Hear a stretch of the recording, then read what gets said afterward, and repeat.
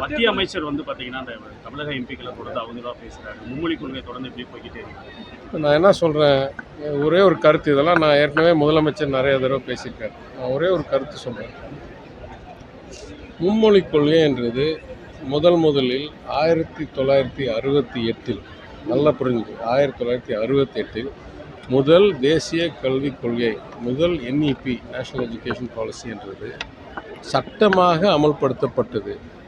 அன்றைக்கு இருந்த காங்கிரஸ் கவர்மெண்ட், அன்றைக்கு இருந்த மாண்பு பிரதமர் திருமதி இந்திரா காந்தி தலைமையில் நடந்த அரசாங்கத்தில் ஃபர்ஸ்ட் NEP அமல்படுத்தப்பட்டது. அன்னையிலேருந்து இன்னை வரைக்கும் மும்மொழி கொள்கைன்னு சொல்லிட்டு இருக்காங்க. ஆனால் உண்மையை பார்த்தா 68னா எத்தனை வருஷம் ஆச்சு? இப்போ கிட்டத்தட்ட 60 வருஷம் பக்கத்தில் ஆக போகுது. 56 வருஷம் 57 வருஷம் ஆச்சு. 57 வருஷத்தில் மும்மொழி கொள்கையை முறையாக எங்கேயுமே அமல்படுத்த முடியவில்லை, இல்லை முயற்சி செய்யவில்லை. ஏனென்றால் நம்மளை போல வளரும் நாடுகளில் அளவில்லாத பணமும் இல்லை, அளவில்லாத ஆசிரியர்களும் இல்லை, அளவில்லாத பள்ளிக்கூடங்களும் இல்லை.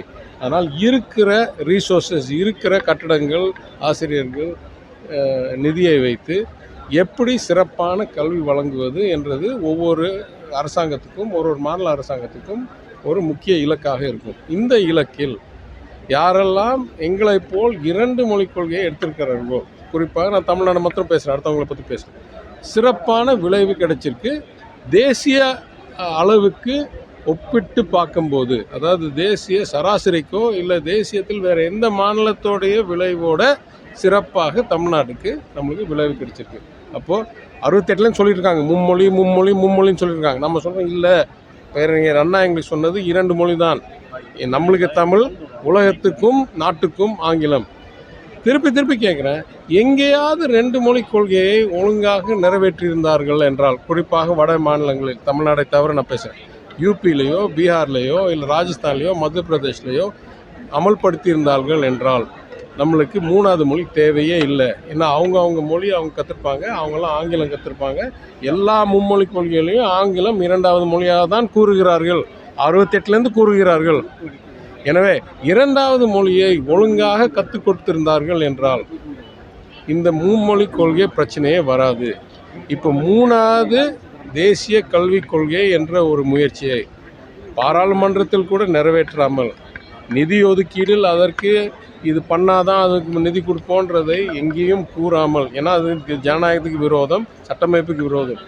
இப்போ திடீர்னு நான் சொல்வதனால் நீங்கள் இதை அமல்படுத்தணும்னா எந்த வகையில் இது நியாயமாகும்? இது அடிப்படை தவறுக்கு 3 சான்று. ஒன்று, எந்த சட்டமைப்புப்படியோ இல்லை சட்டம் படியோ அவங்களுக்கு அந்த மாதிரி திணிக்கிறதுக்கு அவங்களுக்கு அதிகாரமோ உரிமையோ கிடையாது. 2வது, எங்கேயுமே அவங்க 2 மொழி கொள்கையை கூட அமல்படுத்த முடியாதவர்கள். முதலமைச்சர் தெளிவாக சொன்னார், எல்கேஜி யூகேஜி படிச்சுட்டு இருக்கவங்க முனைவர் படிக்கிறவங்ககிட்ட வந்து நீங்கள் எப்படி படிக்கணும்னு கற்றுக் கொடுக்குற மாதிரி இருக்குது. எங்கேயுமே அவங்க 2ஓ 3ஓ அமல்படுத்த முடியாதவர்கள் சிறப்பாக 2 மொழி கொள்கையை, இரட்டை மொழி கொள்கையை இங்கே அமல்படுத்தின பிறகு நீங்கள் மாறணும்னு சொன்னால் இது என்ன? இது யாராவது அறிவு இருக்கிறவங்க பின்பற்றுவாங்களா?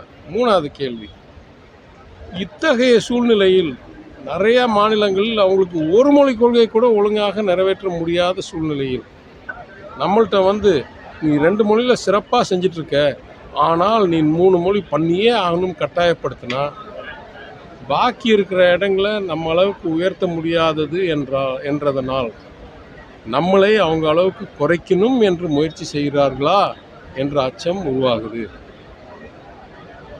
எங்கேயாவது நல்லா பண்ணிட்டு சொல்லுங்கள், அவங்கள மாதிரி நல்லா பண்ணுங்கன்னு சிந்திக்கிற நபர்கள் நம்ம. எங்கேயுமே சரியாக பண்ணாமல், எங்கேயுமே சக்ஸஸ் ஆகாமல், முழுசாக ஃபெயிலியர் ஆன மாடலை கொண்டாந்து சக்ஸஸ் ஆன மாடலை எடுத்துட்டு நான் சொல்கிற ஃபெயிலியர் ஆன மாடல் எடுன்னா என்னங்க அர்த்தம்? யாருக்காவது அறிவு இருக்கவங்க இதை ஏற்றுக்கொள்வார்களா? சுயமரியாதைலாம் 2வது, அறிவு இருக்கவங்க யாராவது ஏற்றுக்கொள்வாங்களா? என்னங்க பேசுகிறாங்க?